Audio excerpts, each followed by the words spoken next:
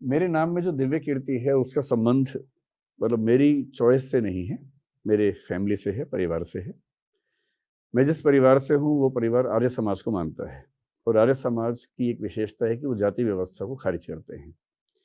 तो हमारी फैमिली में कास्ट सिस्टम काम ही नहीं करता है। हम हमारे बच्चों को परिवार में ये बताया भी नहीं जाता कि जाति क्या है, हम किस जाति से हैं।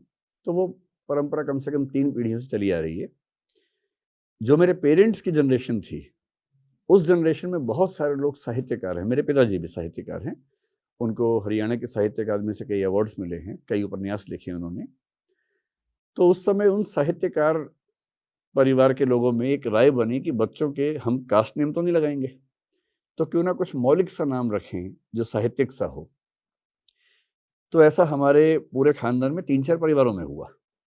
उनमें से एक हमारा परिवार था। तो हम 3 भाई हैं, मैं सबसे छोटा भाई हूँ और हम तीनों भाइयों के सरनेम अलग-अलग हैं। बड़े भैया का सरनेम मधुवर्षी है, दूसरे भैया का सरनेम प्रियदर्शी है, मेरा सरनेम दिव्यकीर्ति है और वो मेरे पिताजी की और माताजी की साहित्यिक रुचियों का परिणाम है।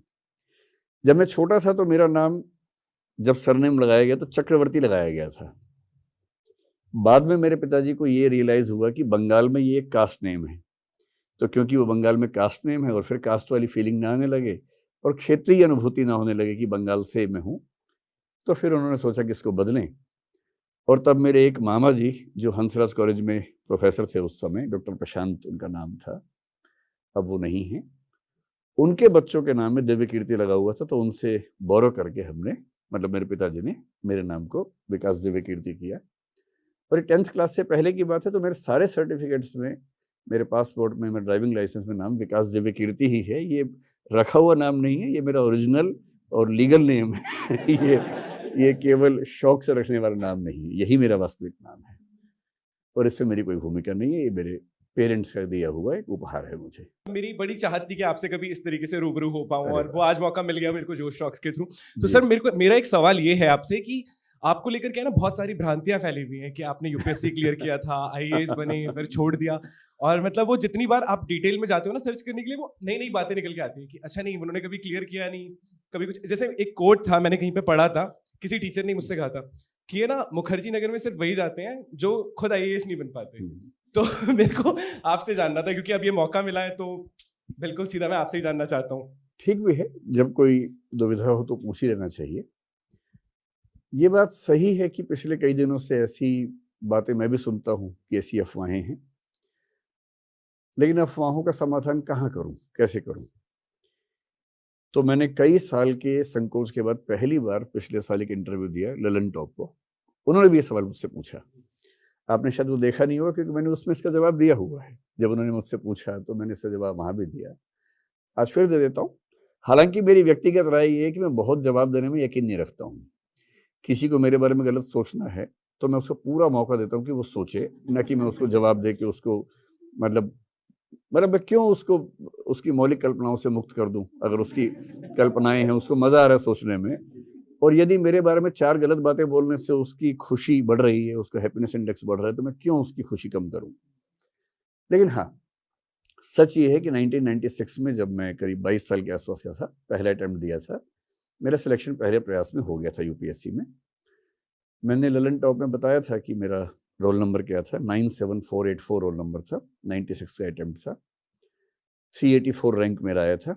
प्रीलिम्स में सोशियोलॉजी विषय था, मेंस में सोशियोलॉजी और हिंदी साहित्य विषय थे।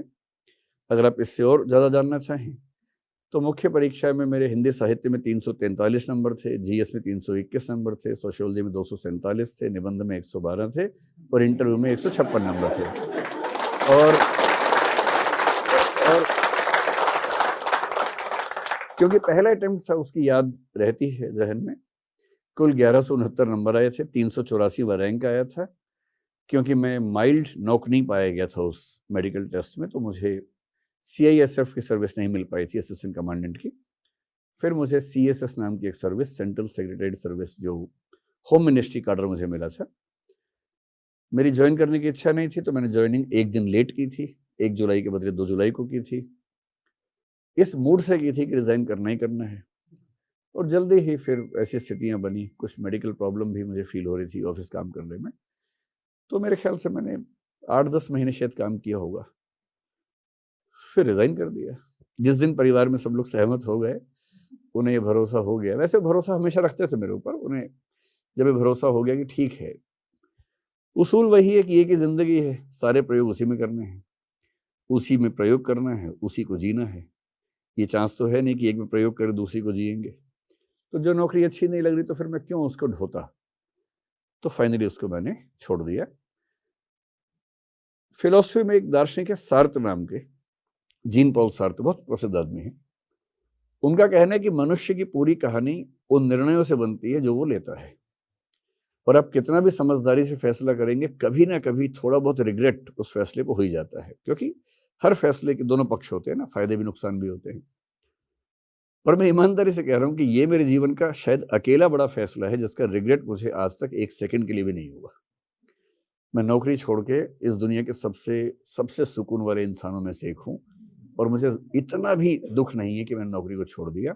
हाँ, मैं होम मिनिस्ट्री में था और कुछ दिन अच्छे गुजरे थे वहाँ, लेकिन उससे बहुत अच्छे दिन मैं गुजार रहा हूँ नौकरी छोड़ने के बाद। ये सच है मेरे बारे में जो आप जानना चाह रहे थे। अभी भी कोई शक है तो उसका इलाज मेरे पास नहीं है। और सच बात ये है कि मुझे फ़र्क भी नहीं पड़ता इस बात से। अगर आप शक करते ही रहें तो मैं क्यों अपनी तबीयत ख़राब करूँगा ना। आप अगर आपकी रुचि है, आपको शौक है शक करने का।